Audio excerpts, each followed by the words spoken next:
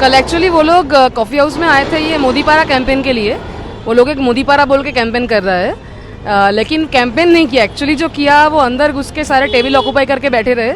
और coffee house का ये कल्चर नहीं है कि कोई एक मतलब बहुत एग्रेसिवली, बहुत मतलब लाउड बॉडी लैंग्वेज में कोई आए और वहाँ पे कोई एक दबदबा फैलाए। ऐसा नहीं है कल कॉफ़ी हाउस का कल्चर।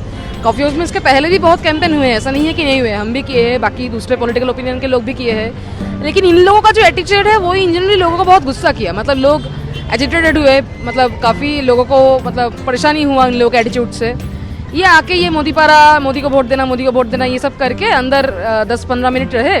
और जब नीचे उतर रहे थे, हम लोग यहाँ पे एक पोस्टर लगाए थे, भाजपा को एक भी वोट नहीं, Bengal against fascist RSS BJP के नाम से। वो पोस्टर को वो उन लोगों ने ये कर दिया, उन लोगों ने तोड़ना पाट कर दिया। और उसको फाड़ते हुए, पोस्टर को फाड़ते हुए ये लोग नीचे आए और फाड़ते हुए वो लोग वो स्लोगन जो है नारेबाजी वगैरह करते करते निकल गए।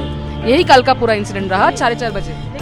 देखिए, एक बात तो है, ये पोस्टर फाड़ना वगैरह ये मतलब बंगाल का ये कल्चर नहीं है। मतलब देखिए, हम लोग जब पोस्टर मारते हैं तब हम भी भाजपा का बहुत पोस्टर देखते हैं, कांग्रेस का भी पोस्टर होता है, टीएमसी का भी पोस्टर होता है। कोई किसी का पोस्टर फाड़ता नहीं है।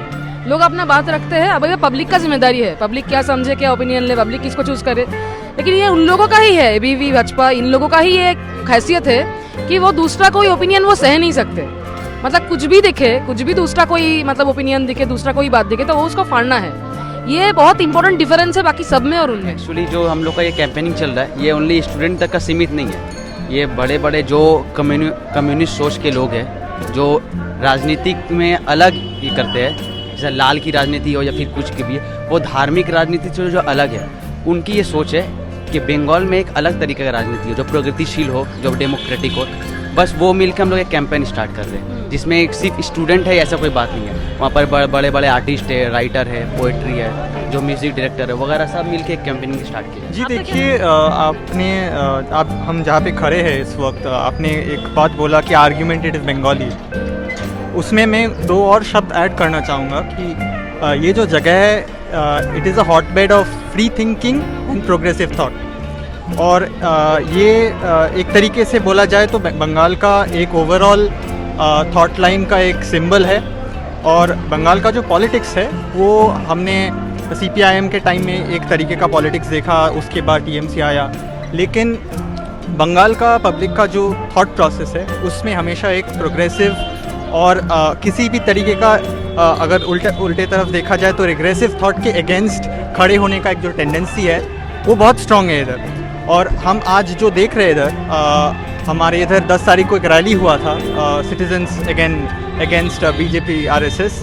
उधर हज़ारों लोग आए थे, देश भर से आए थे, किसान साथी आए थे दिल्ली से। तो उससे एक ही चीज़ पता चलता है कि बंगाल के लोग इस खतरे से जूझ रहे हैं, लेकिन वो इसके अगेंस्ट खड़े उतरेंगे। और वोट में कुछ भी हो, ये एक वैचारिक लड़ाई है एक तरीके से, और उस लड़ाई को हम बहुत आगे तक लेके जाएंगे।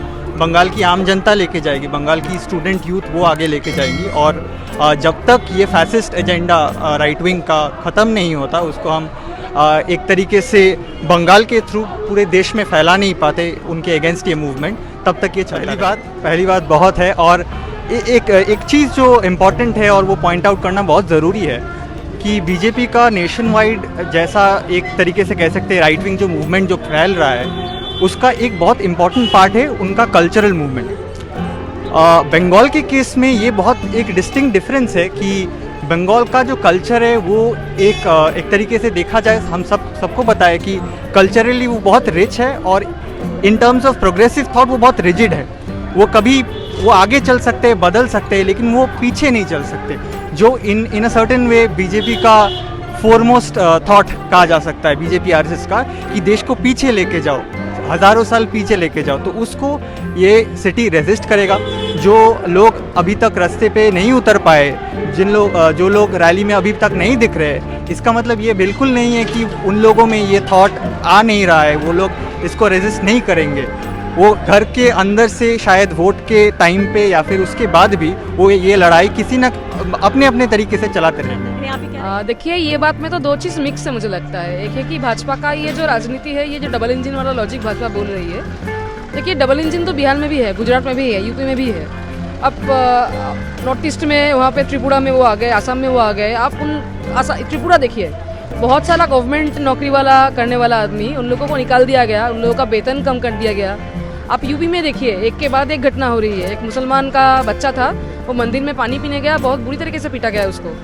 आप यूपी में देखिए हाथरस हुआ, उसके बाद वो जो रेपिस्ट थे उन लोगों के समर्थन में रैली किया गया और लाश रातों रात मतलब दफना दिया गया उसको, मतलब जला दिया गया। तो ये सब घटना ये बोलती है कि सेंट्रल में और स्टेट में एक गवर्नमेंट होने से ही जस्टिस मिलता है, ऐसा बिल्कुल नहीं। हमने देख लिया वो चीज़। यूपी उदाहरण है, गुजरात उदाहरण है, त्रिपुरा उदाहरण है।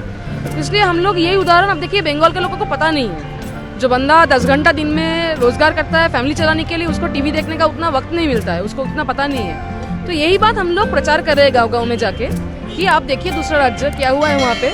और डबल इंजन का सरकार एक्चुअली हेल्प तो करता नहीं है, उल्टा अपना स्टेट का जितना भी फेडरलिज्म या स्ट्रक्चर है इंडिया का, कि स्टेट ना अपना कुछ बात रख पाए, स्टेट अपना कुछ बात अलग बोल पाए। जैसे कि टैक्स का ये सवाल देखिए, जीएसटी के बाद टोल के अलावा और ये कुछ जॉनर के अलावा सारे टैक्स सेंट्रल में जाता है। और बंगाल जितना टैक्स पाता है, जितना टैक्स पाना चाहिए बंगाल को, वो पैसा अभी भी बाकी है। सेंट्रल ने वो पैसा नहीं दिया अभी तक बंगाल को। तो ये वाला जो सारा मुद्दा है, ये अलग गवर्नमेंट होने पे रेस करने में आसानी है, बल्कि सेम गवर्नमेंट होने पे ये हम रेस कर ही नहीं सकते। देखिए ये सवाल तो मुझे लगता है कि सबसे अच्छा जवाब किसान आंदोलन दे रहा है। किसान आंदोलन में ऐसे बहुत लोग हो जो पहले भाजपा के सपोर्टर थे। बहुत लोग बोले कि हम शुरू में भाजपा को भरोसा किए थे। देखिए लोग तो यही है, अगर राम मंदिर बनाने के लिए लड़ेंगे तो यही लड़ेंगे, भाजपा के विरुद्ध भी लड़ेंगे तो यही लड़ेंगे, यही हमारे लोग हैं। तो मतलब ये पॉइंट नहीं है कि लोग अलग है, लेकिन सही जो बात है उसको लाना चाहिए। जैसे कि ये माइग्रेंट वर्कर देखिए, इतना दुख झेला उन लोगों ने, लेकिन मुश्किल है ये दुख के पीछे कौन है ये आइडेंटिफाई नहीं कर पा रहे हैं। और हम भी कहीं पे फेल हो रही है दिखाने में। आज किसान आंदोलन में लोग दिख पाए कि ये फार्म मिल के वजह से सिर्फ किसान का नहीं, हम लोग जो किसान नहीं है, जो खाते हैं, सिर्फ खाने से ही हम लोगों का संपर्क है, ताल्लुकात है, हम लोग का भी बड़ा मुश्किल हो जाएगा। हम अभी 12 रुपया 15 रुपया किलो में आलू खरीदते हैं, अगर जियो मार्ट आ जाएगा, रिलायंस आ जाएगा, वो हमको 40 रुपये में बेचेगा।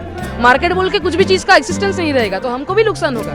ये चीज़ अगर राम मंदिर के लिए नारा लगाने लोग भी समझे तो थोड़ी ना वो भाजपा को वोट देंगे। ये समझाने का जो कोशिश है, ये जो उल्टा चीज बोलने का, लोगों का बात बोलने का, मास का मतलब पब्लिक का बात बोलने का जो राजनीति है, वो अभी इंडिया में शुरू होने वाला है। जो किसान आंदोलन जिसका एग्जाम्पल है, उदाहरण है, मुझे लगता है वो आगे बढ़ेगा, वो और भी चीज